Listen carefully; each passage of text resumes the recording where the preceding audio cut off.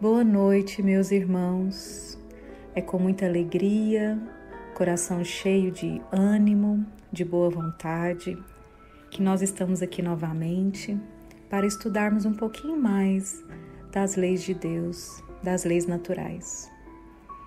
Então, eu peço que peguem um recipiente com água limpa para ser fluidificada ao final do nosso estudo e os convido agora para fazermos a nossa prece inicial.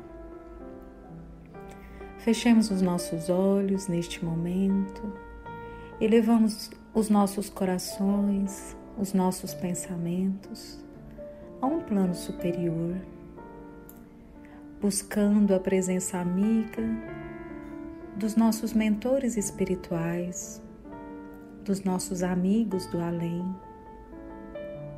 Imaginemos Jesus conosco.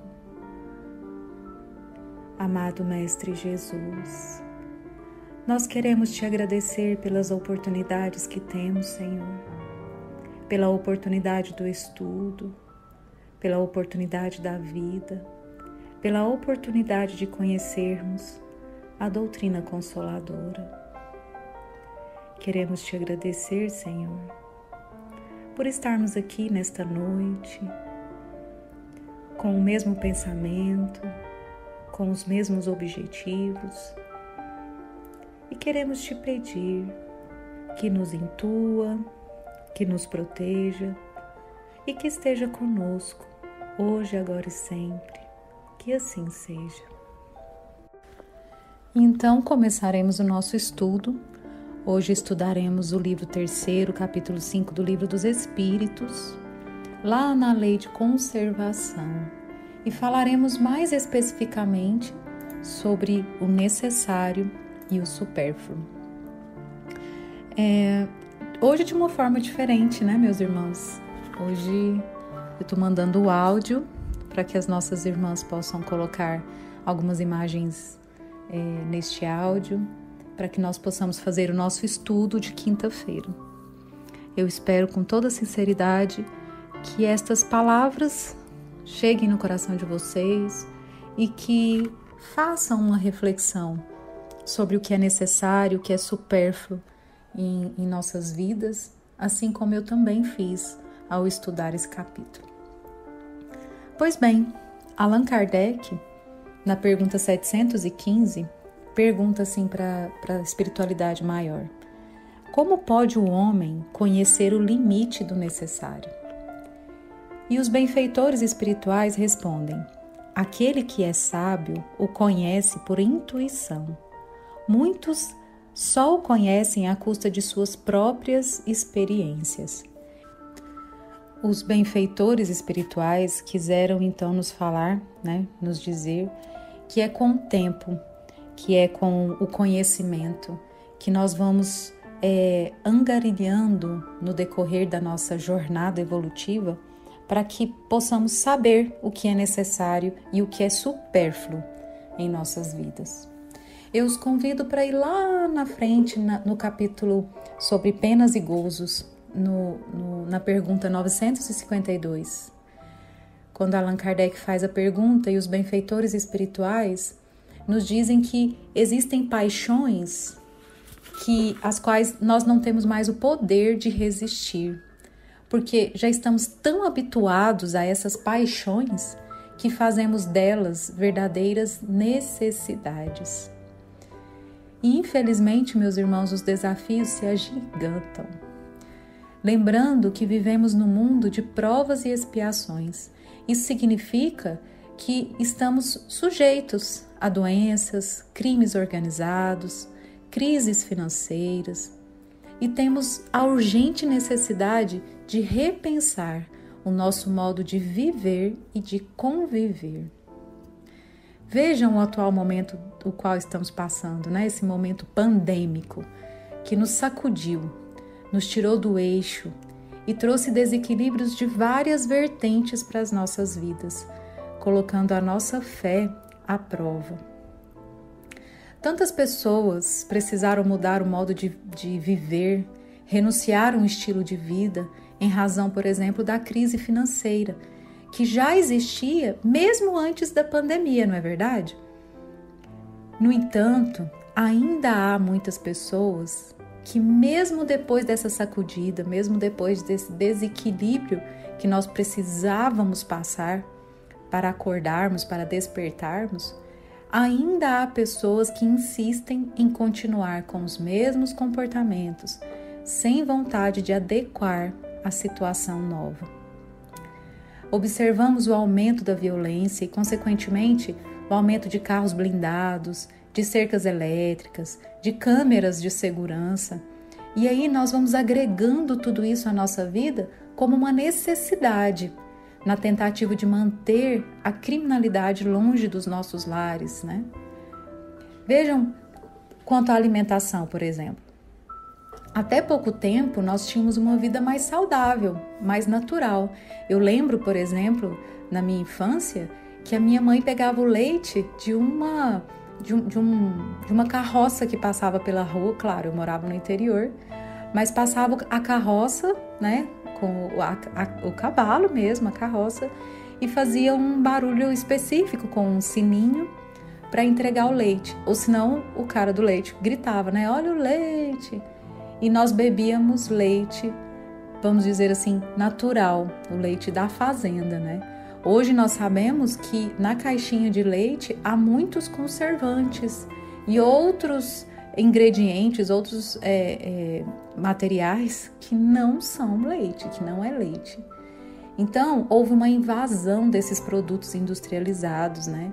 Os fast foods, as bebidas artificiais, as facilidades que nós temos hoje de, por exemplo, pedir o alimento pronto por telefone. E aí ele vem cheio de químicos, de substâncias que não são boas para a saúde. E isso acarreta o aumento do quadro de enfermidades oriundos desta alimentação, desta má alimentação. Nós, seres humanos, ao utilizarmos o nosso livre-arbítrio, então, desta maneira, cometemos esses tipos de excesso e abusos, o que resulta em doenças que nos levam à morte prematura, abreviando assim a nossa própria vida por conta desse supérfluo. Muitos males, meus irmãos, surgem das necessidades que nós criamos, necessidades inúteis. Se nós soubéssemos limitar os nossos desejos, controlar os nossos impulsos de consumo, por exemplo, nós nos livraríamos de muitas quedas. Sabemos que nós estamos encarnados neste mundo, que é para nós uma grande escola, uma instituição de aperfeiçoamento. E o corpo físico, assim como os nossos bens materiais, são de grande valia para essa evolução, mas apenas enquanto estivermos encarnados. Os excessos são mais prejudiciais do que as faltas e, olha só, demoram mais para serem percebidos. Às vezes, quando descobrimos, geralmente já é muito tarde. Geralmente é quando já não estamos mais encarnados, é que caímos em si, para verificar que não precisávamos de tantas roupas nos armários, ou de tantos pares de calçados, que não precisávamos ter abusado da alimentação ou das bebidas, e também não precisávamos ter nos preocupado tanto em adquirir, em ter, em possuir, com receio de que poderíamos passar por alguma privação.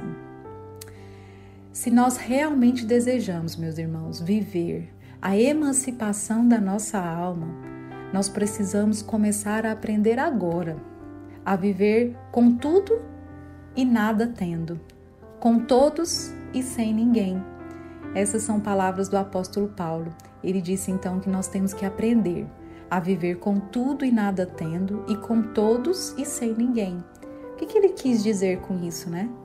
Nada nos impede e ninguém nos proíbe de nós termos, usufruirmos dos bens materiais, de ir em busca dessa compra, desse conforto.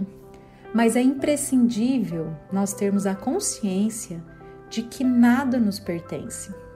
Tudo que nós temos materialmente é emprestado pelo Criador para nos permitir a evolução. inclusive os nossos amores.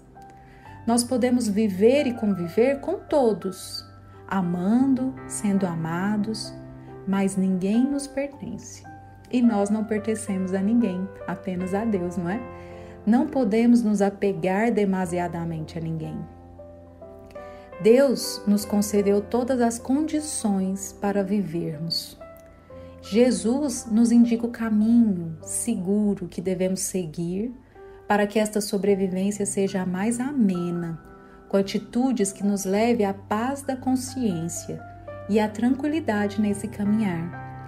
E a doutrina espírita nos encoraja a seguir esse caminho, racionalizando a nossa fé. Como nos ensina a pergunta 704 do Livro dos Espíritos, Deus nos deu a necessidade de viver, porque a vida é essencial aos seres, né? Porque estamos encarnados, é para a nossa evolução. Mas Ele não nos daria a necessidade de viver sem nos fornecer os meios propícios para isso. Por isso que Deus providenciou, por exemplo, o ar, para que possamos respirar. E o ar, meus irmãos, é alimento que beneficia tanto o corpo físico como o nosso corpo espiritual, sabia? E nós poderíamos melhor aproveitá-lo fazendo diariamente, por exemplo, exercícios de respiração. Outro elemento básico para a nossa sobrevivência e que Deus nos deu gratuitamente na natureza é a água. A água, que é esse elemento que guarda a força, que resguarda e harmoniza nosso complexo celular. Dependendo da constituição física do ser humano, ele pode ficar de 30 a 60 dias sem alimento sólido, mas não sobrevive mais de 5 dias sem água. O quão importante a água é para nós. O terceiro elemento essencial à nossa vida é a luz do sol. O astro-rei fornece energia e calor a todos os seres vivos da Terra, e de graça. Sem o sol, seria impossível a vida no planeta. O nosso planeta, então, foi criado para nos dar tudo o que precisamos. E quando isso não ocorre, é porque nós, os seres humanos, o desequilibramos. Com a poluição, por exemplo, que nada mais é do que excesso de sujeira no ar, na terra, nas águas. Nós, meus irmãos, não estamos dando a devida atenção ao plantio, à nascente, às árvores, enfim. E aí nós temos, por exemplo, o efeito estufa, as catástrofes naturais, que nada mais são do que respostas da natureza ao desequilíbrio que nós mesmos criamos. A natureza não devia ser penalizada pela inconsequência da nossa ambição, do egoísmo dos seres humanos, e essa consequência se volta contra nós. Nenhum de nós pode reclamar pela falta do necessário, porque, além de todos os recursos naturais, Deus deu ao homem a inteligência, para que, através do seu trabalho, ele pudesse suprir as necessidades básicas. E considerando a importância da felicidade espiritual, temos que conter os nossos impulsos consumistas, refreando nosso desejo de posse e do acúmulo de bens e objetos. Para isso, nós precisamos confiar mais na providência divina, confiar em Jesus, na orientação segura do nosso Mestre. No Evangelho de Mateus, capítulo 6, ele diz assim: Portanto vos afirmo, não andeis preocupados com a vossa própria vida, quanto ao que haveis de comer ou beber, nem pelo vosso corpo, quanto ao que haveis de vestir. Não é a vida mais do que o alimento e o corpo mais do que as roupas? Contemplai as aves do céu, não semeiam, não colhem, nem armazenam em celeiros. Contudo, vosso Pai Celestial as sustenta. Não tem de vós muito mais valor do que as aves? Eu acho fantástica essa passagem, porque Deus, que alimenta as aves do céu, que veste a erva do campo, jamais deixaria ou abandonaria as suas criaturas. Muito menos aquele que confia em Deus. Mas Ele espera que nós façamos a nossa parte através do trabalho. O trabalho, meus irmãos, é lei divina. É o grande instrumento para a evolução do espírito. Deus nos criou sem vestes, mas nos deu inteligência para fabricá-la. Ele nos inspira, através do nosso esforço, a contornar as dificuldades e encontrarmos o necessário que precisamos. É claro que com o progresso, com a evolução do planeta, as necessidades humanas aumentam, né? Mas ao mesmo tempo surgem novas oportunidades de trabalho, novas descobertas, novas ideias. A ciência as pesquisam e nós vamos trabalhando para melhorar a condição do ser humano na Terra.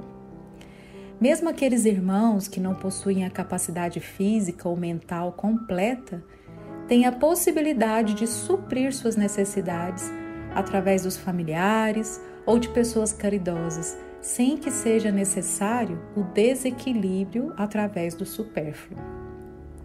A Tarsila, certa vez em uma palestra, disse algo que me marcou muito.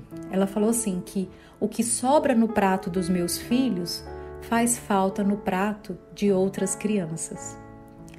Então, meus irmãos, eu devo começar, aqui, na minha casa, a cozinhar menos para não desperdiçar, para não ter que jogar fora. E você, joga muita comida fora? Nós, amigos, nós queremos a evolução, mas não queremos mudar as nossas atitudes. Nós queremos a paz, mas nós não deixamos de responder com agressividade às ofensas. Nós queremos um mundo fraterno, mas não abrimos mão do nosso egoísmo. Todos nós temos condições de viver só com o necessário, mas a nossa cobiça nos induz a buscar o supérfluo. É uma luta constante, é uma reflexão constante. Muitos se queixam da falta de oportunidades, mas o que falta de verdade é boa vontade, é humildade, é disposição. A vida simples é condição de felicidade que a vida nos oferece.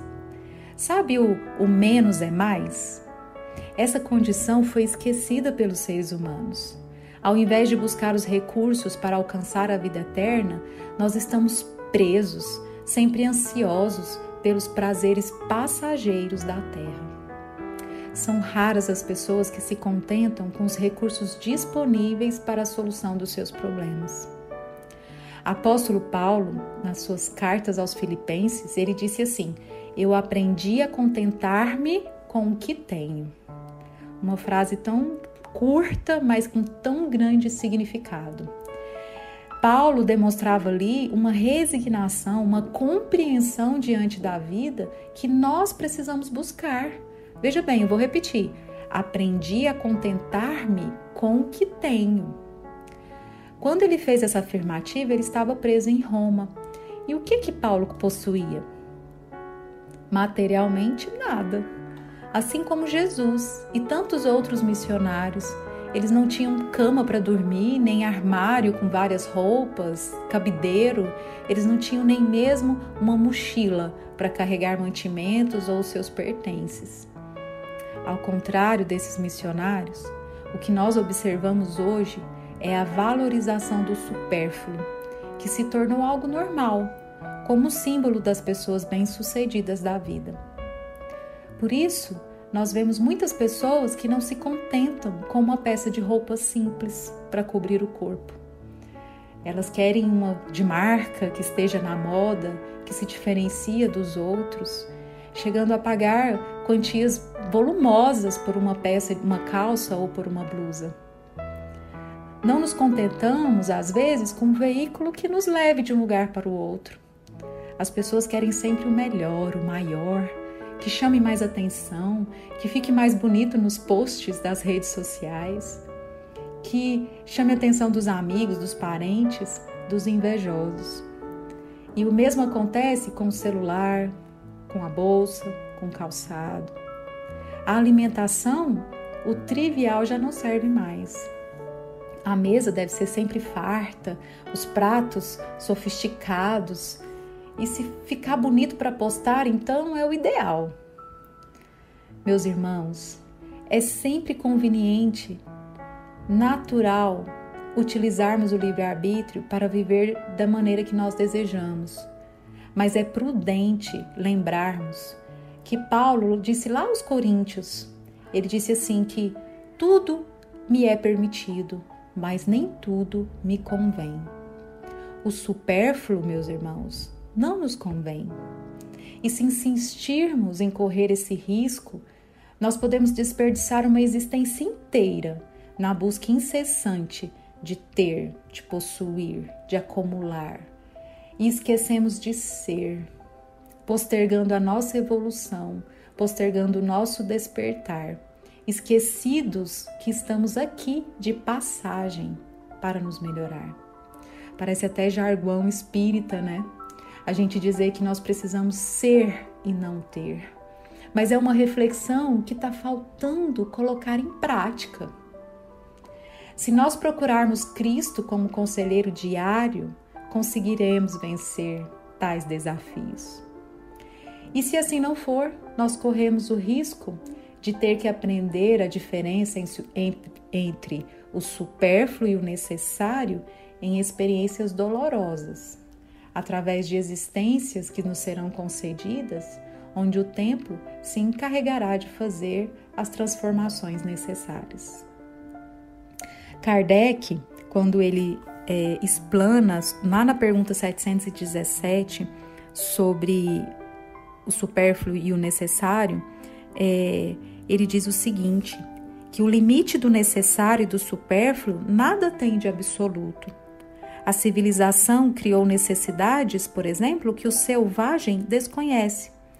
E os espíritos que ditaram esses preceitos não pretendem que o homem civilizado deva seguir como selvagem. Tudo é relativo. Cabe à razão colocar cada coisa em seu devido lugar. Olha que coisa interessante, né? A gente colocar a razão, ter o nosso livre-arbítrio, mas antes raciocinar sobre isso. Então, a ideia de supérfluo e necessário não é absoluto, porque nós, seres humanos, nós temos uma consciência, temos um sentimento, desejos, emoções. E não é só os bens materiais que fazem a alegria e a satisfação do ser humano. E ninguém tem condições de julgar outros produtos ou necessidades que fazem outras pessoas felizes.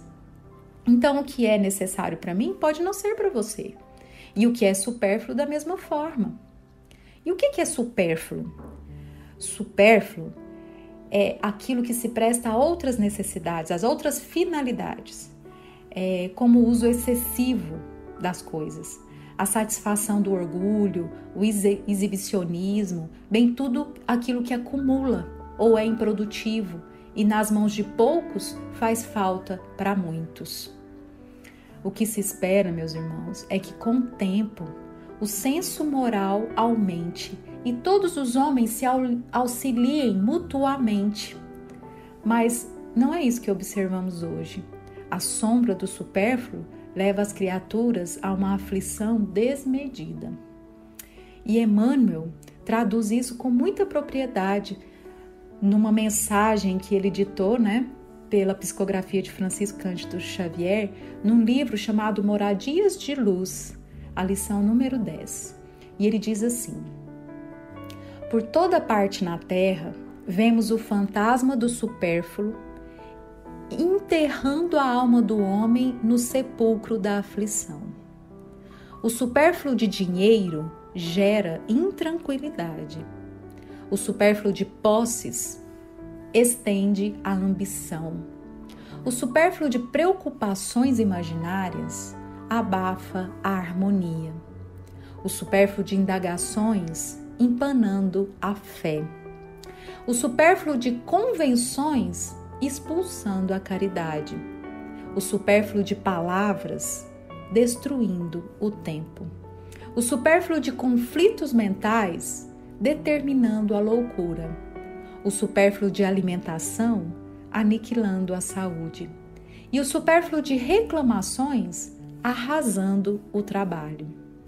Entretanto, se o homem vivesse de acordo com as próprias necessidades, sem exigir o que ainda não merece, sem esperar o que não lhe cabe, sem perguntar fora do propósito e sem reprovar nos outros aquilo que ainda não retificou em si mesmo, de certo, a existência na terra estaria exonerada de todos os tributos que aí se paga diariamente à perturbação. Se procuras no Cristo o mentor de cada dia, soma as tuas possibilidades no bem, subtrai as próprias deficiências, multiplica os valores do próprio serviço e divide o amor para com todos, a fim de que aprendas com a vida o que te convém realmente à própria segurança. O problema da felicidade não está em sermos possuídos pelas posses humanas, quaisquer que elas sejam, mas em possuí-las com prudência e serenidade, usando-as no bem de todos, que é o nosso próprio bem.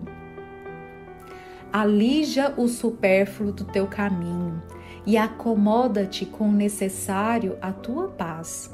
Somente assim encontrarás em ti mesmo o espaço mental indispensável à comunhão pura e simples com o nosso divino Mestre e Senhor. Bonita, né, a mensagem? Que nós possamos, então, refletir sobre ela, porque não é só o supérfluo de coisas materiais que nos provoca desequilíbrio, não. Também o supérfluo de palavras, né? Tudo que é desequilíbrio, tudo que é excesso, traz alguma dificuldade. Mas sabe, ninguém definiu necessário e supérfluo melhor do que Chico Xavier. Chico dizia assim, uns queriam um emprego melhor, outros só um emprego. Uns queriam refeição mais farta, outros só uma refeição. Uns queriam uma vida mais amena, outros apenas viver. Uns queriam pais mais educados, outros ter paz. Uns queriam ter olhos claros, outros enxergar. Uns queriam ter voz mais bonita, outros falar. Uns queriam silêncio, outros ouvir. Uns queriam um sapato novo, outros ter pés. Uns queriam carro, outros andar. Uns queriam supérfluo, outros apenas o necessário. Diante de tudo isso, meus irmãos, não podemos permitir que nossos desejos dirijam apenas as coisas passageiras da terra.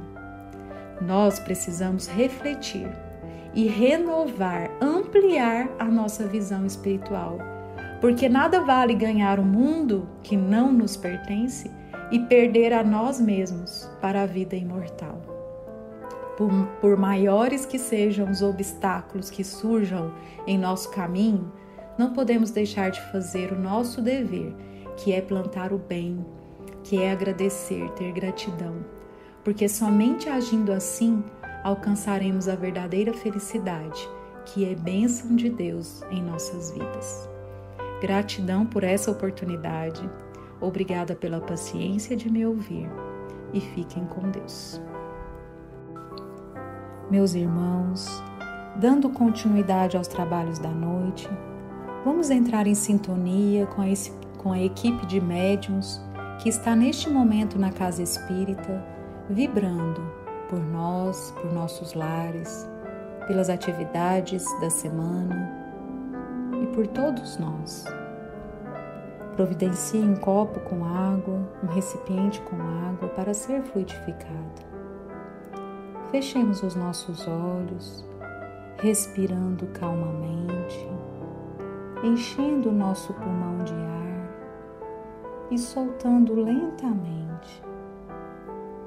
Busquemos em nossa memória a figura de Jesus, nosso Mestre amado. com as mãos estendidas em nossa direção, e de suas mãos saem raios de luz, uma luz que ao tocar os nossos corpos físicos nos energiza, fortalece a nossa fé, nos encoraja para que possamos prosseguir. Amigo Jesus, nós queremos te agradecer imensamente pela oportunidade da vida aqui na Terra, neste momento tão decisivo para a humanidade. Queremos te agradecer por estar conosco, por não nos abandonar, por nos apontar o caminho seguro, a direção, Senhor, para o nosso caminhar. Fortaleça a nossa fé, nos dê a intuição necessária para seguirmos adiante. Permita, Mestre, que a espiritualidade amiga possa fazer morada em nossos lares, com os nossos familiares, encarnados ou desencarnados. Nós te pedimos por todas as pessoas que passam por algum tipo de sofrimento neste momento, aqueles que se encontram com o coração, Senhor, desesperado, aqueles, Pai, que se encontram internados, acometidos pelo Covid. Nós te pedimos, Pai, por todas as famílias que perderam entes queridos em decorrência desta doença.